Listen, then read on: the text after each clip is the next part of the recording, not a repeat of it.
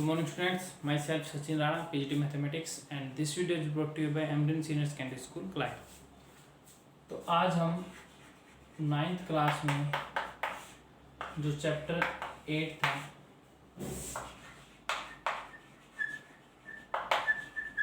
Quadrilaterals, इसमें exercise 8.2 को continue करेंगे। कल हमने सेकंड क्वेश्चन किया था, ठीक है, और थर्ड क्वेश्चन भी सेकंड क्वेश्चन के जैसा ही है। तो सबसे पहले तो मैं सजेस्ट करूंगा जिन बच्चों ने कल की वीडियो नहीं देखी है तो वो इस वीडियो के डिस्क्रिप्शन में जाके जो लिंक है उस लिंक से कल की वीडियो देख सकते हैं, ठीक है। तो चलिए हम स्टार्ट करते हैं। क्वेश्चन नंबर 4 देखते हैं, क्योंकि जो थर्ड क्वेश्चन है वो सेकंड के जैसा ही है और सेकंड मैंने करवा दिया है तो थर्ड आपको खुद ट्राई करना है। 4th क्वेश्चन देखिए, ABCD is a trapezium in which AB is parallel to DC। पहले मैं डायग्राम बना लेता हूँ।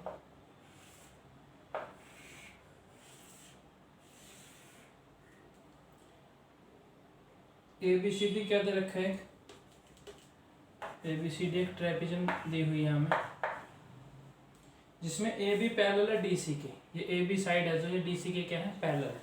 तो सबसे पहले तो हम लिखेंगे गिवन, ठीक है। गिवन में क्या लिखेंगे हम? ABCD in trapezium ABCD, AB is parallel to CD। AB किसके पैरेलल है? CD के पैरेलल है। नेक्स्ट हमें दे रखा है BD is a diagonal. BD एक डायगोनल है, ये डायगोनल है BD, ठीक है। DC लिख दीजिए, ऑर्डर सेम रहेगा, AB DC के पैरेलल है, ठीक है। AB DC के पैरेलल हो गई, BD डायगोनल हो गया and E is the mid point of AD। AD कहाँ मिड पॉइंट दे रखा है? E, ये E पॉइंट होगा। तो यहाँ पे ये भी चीज लिख सकते हैं, E is mid point of AD। E क्या है? मिड पॉइंट है AD का। A line is drawn through E parallel to AB intersect BC at F। E से एक लाइन ड्रॉ करेंगे,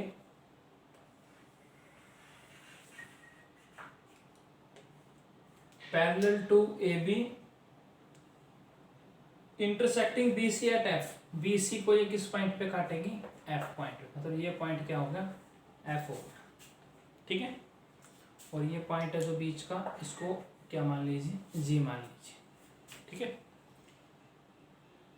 show that F is the mid point of BC। To prove, क्या prove करना है हमें?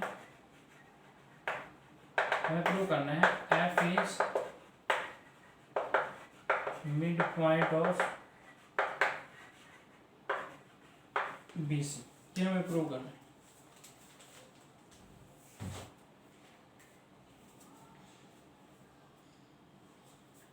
ठीक है। हमें प्रूव करना है F है जो मिड पॉइंट है BC का। मैं एक बार फिर से डायग्राम समझा देता हूँ।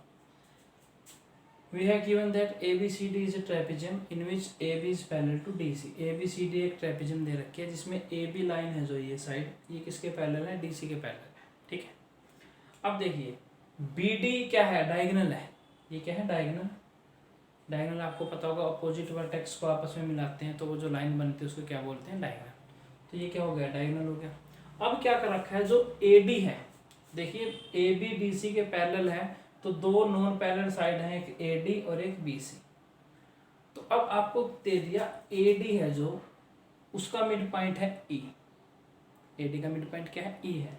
अब E से हमने एक लाइन ड्रॉ की जो कि पैरेलल है AB की, जो इंटरसेक्ट कर रही है BC को किस पॉइंट पे? F पॉइंट पे। ये मिड पॉइंट है AD का हमें दे रखा है और इस E पॉइंट से AB के पैरेलल, या आप कह सकते हैं DC के पैरेलल, एक की बात है क्योंकि AB और DC पैरेलल है। इनके पैरेलल एक लाइन ड्रॉ की जो कि मैंने जो BC को किस पे काटा? F पे काटा। अब हमें प्रूव करना है कि जो F है वो भी मिड पॉइंट होगा BC का। ये हमें प्रूव करना है, ठीक है। चलिए देखते हैं।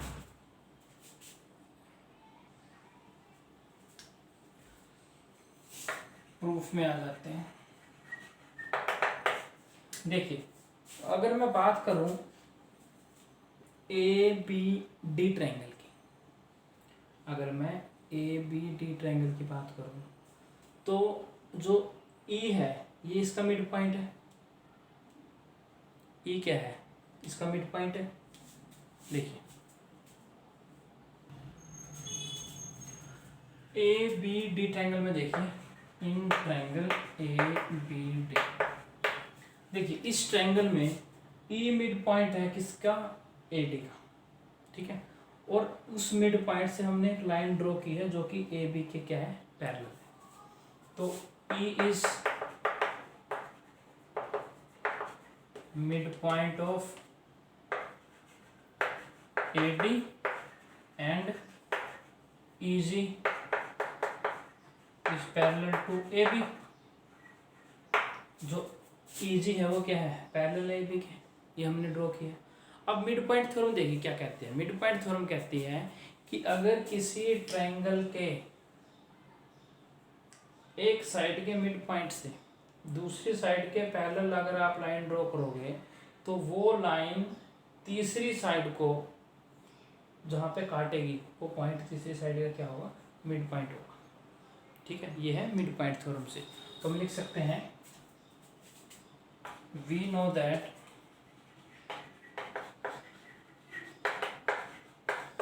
According to mid point theorem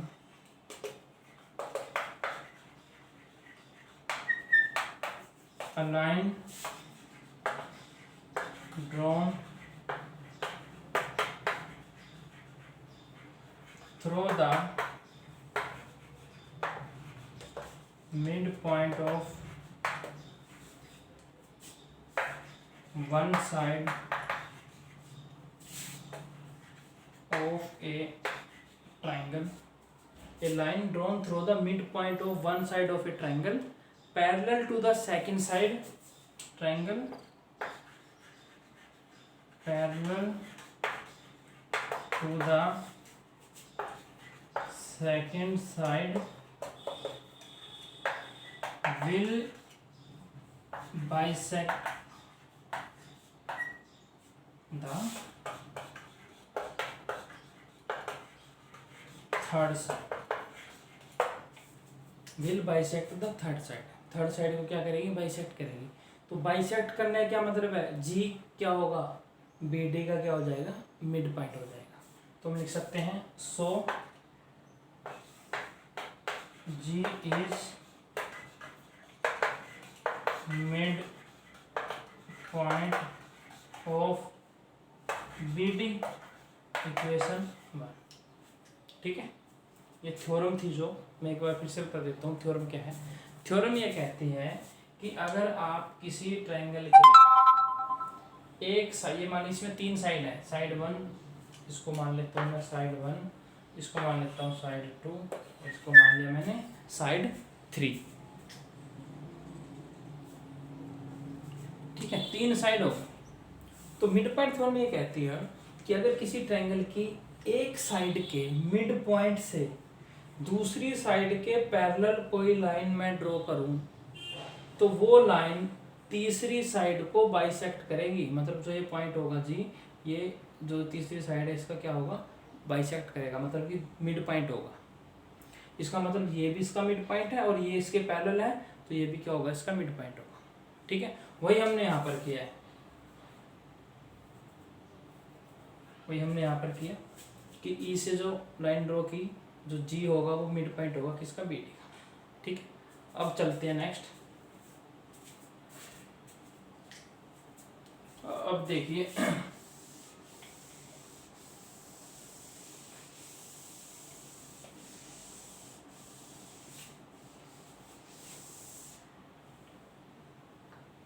अब देखते हैं बी सी डी ट्रायंगल, ठीक है। Now in triangle B C D triangle में देखिए ध्यान से, जो जी एफ है ये एक्चुअली ई एफ का ही पार्ट है। एक ये किसका पार्ट है? ई एफ का ही पार्ट है।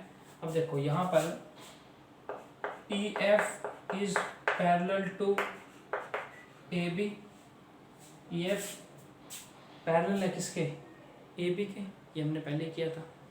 और ए बी किसके पैरेलल है, डी सी के, A B which is parallel to D C. ठीक है, तो इसका मतलब ई एफ किसके पैरेलल हो गई, डी सी के। अब G F is the part of E F, जो ई एफ है इसी का तो पार्ट है जी एफ, इसका मतलब जी एफ पैरेलल हो जाएगा किसका, डी सी के। So G F is parallel to D C.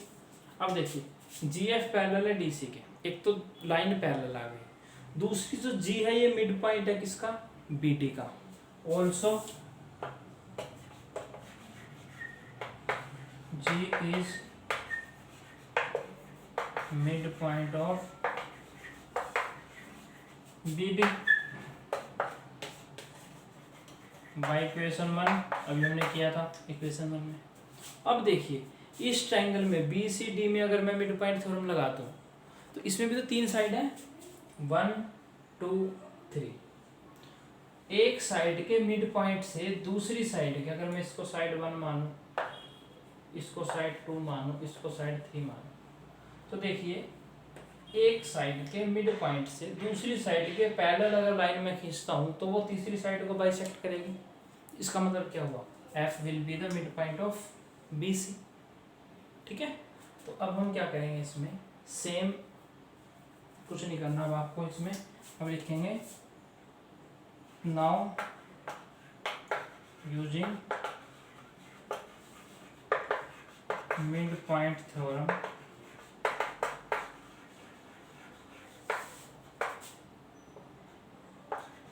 We get. अब यहाँ पे आप मिड पॉइंट थ्योरम में ना, जो ऊपर मैंने लिखवाया था ना कि we know that the line drawn through mid point of one side parallel to the second side will bisect the third side, वो पूरा लिखते हैं आप एज इट। ठीक है, उसके बाद directly so we get F is the mid point of B C, hence prove. यही हमें प्रूव करना था। ठीक है, समझ में आ गया? तो ऐसे करना आपको क्वेश्चन को। Now pause the video and note it down.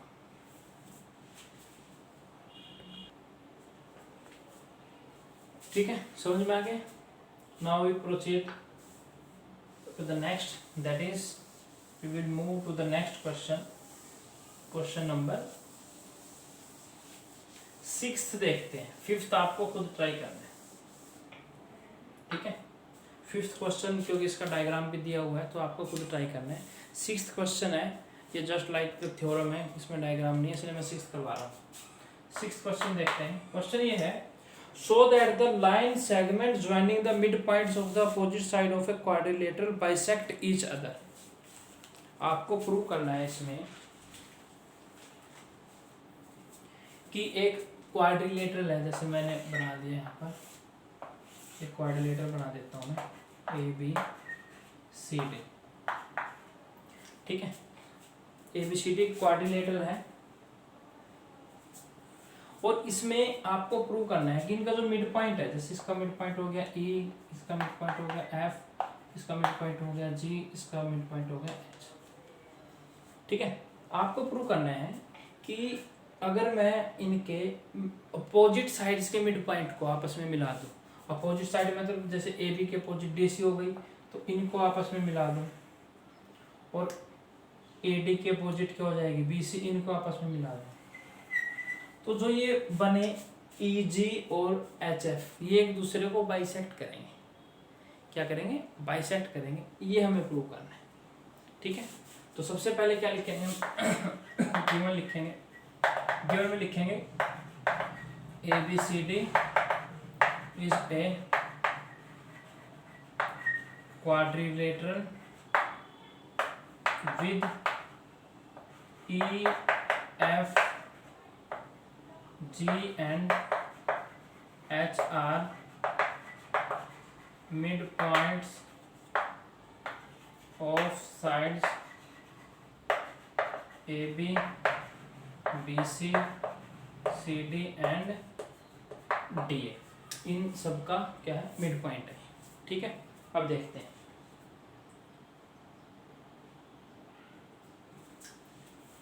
Prove क्या करना है, टू प्रूव करना है आपको जो ईजी है, ईजी और एचएफ प्रूव करना है, easy and HF bisect each other. हमें प्रूव करना है, ये क्या करेंगे, एक दूसरे को बाइसेक्ट करेंगे। ठीक, अब देखिए पहले थोड़ा सा कंस्ट्रक्शन कर लेते हैं। इसमें कंस्ट्रक्शन में आपको क्या करना है, देखिए एक तो आप ज्वाइन करेंगे, थोड़ा रोटेट कर देना। ठीक है, इनको आपस में ज्वाइन करना।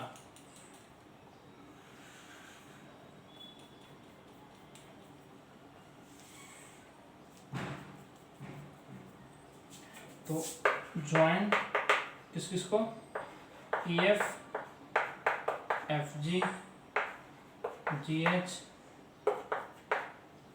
ई एंड ए सी को भी ज्वाइन कर दीजिए।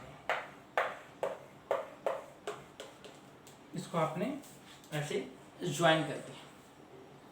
ठीक है, अब बात करते हैं नेक्स्ट प्रूफ। ट्रायंगल लेते हैं ए बी सी।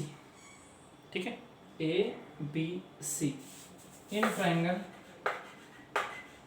ए बी सी ई और एफ क्या है, E and F is the mid points of side A B and B C.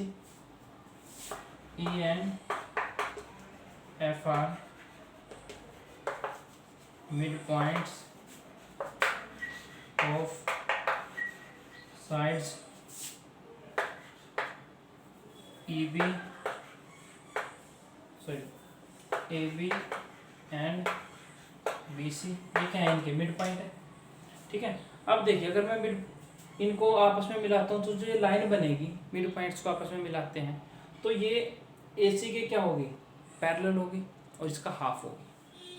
ठीक है, तो हम लिख सकते हैं 10 सो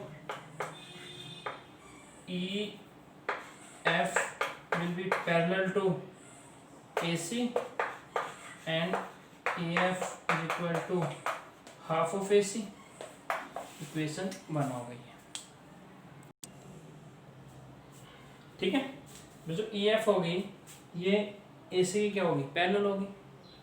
ठीक है, अब ABC ट्रायंगल ली थी, अब लेते हैं ADC ट्रायंगल। देखिए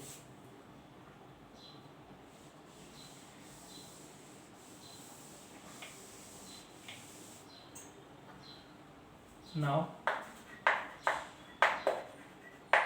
इन ट्रायंगल ADC, ADC में भी H और G मिड पॉइंट है AD के और DC के, तो हम यहाँ पे लिखेंगे H and G are mid points of sides AD and DC। So तो क्या हो जाएगा, DH होगा जो वो पैरेलल होगा AC के and DH is half of AC, equation 2। ठीक है, अब देखिए EF पैरेलल है AC के, DH भी पैरेलल है AC के, ये दोनों AC के पैरेलल है, इसका मतलब EF किसके पैरेलल हो जाएगा, HG के। 10 from equation 1 and 2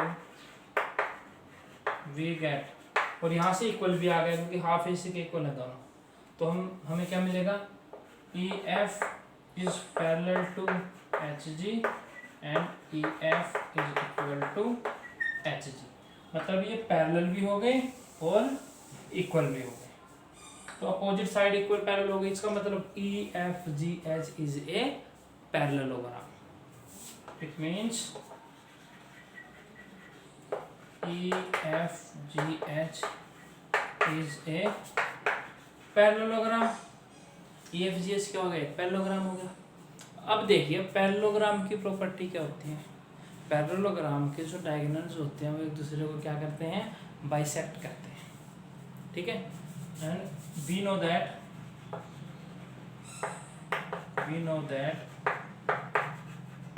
diagonals of parallelogram bisects each other। Diagonal एक दूसरे को क्या करते हैं? बाइसेक्ट करते हैं। अब इसके डायगोनल क्या हो जाएंगे? EG और HF तो है इसके डायगोनल, तो हम लिख सकते हैं सो EG bisect EG and HF bisects each other. और यही हमें प्रूव करना था। हमें प्रूव भी तो यही करना था कि EG और HF क्या है? बाइसेक्ट कर रहे हैं। ये उस टाइम पे स्टार्टिंग में जब मैंने प्रूव किया था, ये इस पैरेललोग्राम के डायगोनल नहीं थे, ये इस क्वाड्रिलेटरल के मिड पॉइंट्स को मिलाने वाले, अपोजिट जो साइड्स के मिड पॉइंट को मिलाने वाली जो लाइंस है वो थी। और हमने प्रूव कर दिया कि ये इन चारों से मिलकर क्या बना हुआ है? पैरेललोग्राम बना हुआ है। तो पैरेललोग्राम के डायगोनल हो गए। और डायगोनल क्या होते हैं? इंटरसेक्ट, सॉरी बाइसेक्ट करते हैं ना। It means EG and HF bisect each other, hence prove.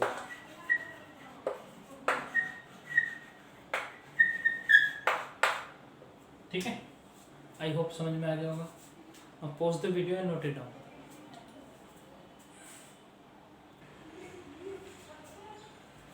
ठीक है, तो ये 6th क्वेश्चन था। अब इसमें एक लास्ट क्वेश्चन है 7th, वो आपको एज ए होमवर्क है, खुद ट्राई करना आप। तो जी क्वाड्रिलेटरल खत्म हो चुका है हमारा, 8th चैप्टर खत्म हो चुका है। कॉन्ग्रेचुलेशंस। नेक्स्ट वीडियो में हम नेक्स्ट चैप्टर स्टार्ट करेंगे। और एक चीज़ ध्यान रखिए, कुछ कर्टेलमेंट हुई है सिलेबस में, ठीक है। जैसे कि मैं आपको बीच बीच में बताता रहता हूँ वीडियोस में कि 30% CBSE ने जो सिलेबस है उसको कट कर दिया। तो अब क्योंकि जो डेडलाइन थी ये बोला गया था कि अराउंड 27 जुलाई, मतलब कि ये कहने हैं कि अगस्त में शुरू हो जाएगा सेशन, मतलब स्कूल स्टार्ट हो जाएंगे। लेकिन मुश्किल लग रहा है अभी फ़िलहाल तो अगर आगे ऐसे ही बढ़ेगा और ज़्यादा बढ़ गया अगर स्कूल का जो मतलब कि जो ये गैप है, मतलब जो लेट शुरू हो रहा है अगर स्कूल, तो 30% में हो सकता है थोड़ा और इंक्रीमेंट हो जाए, ठीक है। तो हो सकता है कुछ टॉपिक्स और कट कर दिए जाएं। अब कट करने में दो चीज़ें हैं, या तो जो यूनिट्स लास्ट की हैं उनसे कट होंगे, जो कि मेरे को लगता नहीं, फिर वो सारा ही थोड़ा थोड़ा कट होगा। तो कुछ पोर्शन ऐसा हो सकता है, जैसे पहले भी हुआ था, कई बच्चे कह रहे थे कि सर ये टॉपिक हट गया, हमने तो कर लिया था। तो ऐसे अभी भी हो सकता है कि कोई टॉपिक आप करें और वो हट जाए। तो उसके लिए ज़्यादा पैनिक होने की ज़रूरत नहीं है, क्योंकि नॉलेज ऐसी चीज़ है वो आपसे कोई नहीं छीन सकता। आपने जो चीज़ एक बार समझ ली है, एग्जाम में आए ना आए उससे क्या फ़र्क पड़ेगा। इतना पूरा सिलेबस है, सारे क्वेश्चन तो एग्जाम में आने नहीं है। इसका मतलब ये थोड़ी है कि जो एग्जाम में नहीं है उनका कोई यूज नहीं था। खुद सोचिए, आप इतना सारा सिलेबस करते हैं, एग्जाम में तो आपके 15, 20, 25 क्वेश्चन ही तो आते हैं। तो इसका मतलब ये थोड़ी है कि जो एग्जाम में है तो वही इंपॉर्टेंट थे, बाकी तो हमने ऐसे वेस्ट कर दी। ठीक है, हमें क्या पता था कौन सा आ जाए। तो यही मान के चलिए कि हमने ये किए हैं और सिलेबस में कर्टेलमेंट हुई नहीं है। क्योंकि अगर आप इस चीज़ के पीछे जाओगे, हाँ इतना ज़रूर है कि हम, क्योंकि अभी टाइम हमारे पास कम है, तो ऐसा नहीं करेंगे कि कोई, अगर हमें पता है, अब जैसे मैं नेक्स्ट चैप्टर स्टार्ट करने वाला हूँ, उसमें अगर कोई टॉपिक हटा रखा है तो मैं फिलहाल वो नहीं करवा रहा। क्योंकि अगर हम वो 30% भी नॉलेज के लिए ऐड करेंगे तो फिर हो सकता है सिलेबस हमारा ना हो पूरा। ठीक है, मैं तो इसलिए कह रहा हूँ कि अगर हम कर चुके हैं और आगे से वो हट जाए, चांसेस कम है वैसे हटने के, लेकिन अगर हट जाए तो आप माइंड में ये ना सोचिए कि हमारा टाइम वेस्ट हुआ है। क्योंकि नेगेटिव मेंटेलिटी अगर आपके माइंड में आ गई तो फिर कोई फ़ायदा नहीं है। बी पॉजिटिव, पॉजिटिव रहिए, ठीक है। और एक चीज़ और ध्यान रखिए, होमवर्क जो डेली मिल रहा है आपको वो डेली कीजिए। डेली एक वीडियो होती है, डेली उसका होमवर्क होता है, डेली का डेली काम कीजिए। ये सिचुएशन ऐसी है, आप और हम फर्स्ट टाइम और मैं तो दुआ करूँगा कि लास्ट टाइम फेस कर रहे हैं ऐसी सिचुएशन, इसमें सबका ऑनलाइन ही हो रहा है। लेकिन इसमें भी कुछ पॉजिटिव ढूंढिए आप।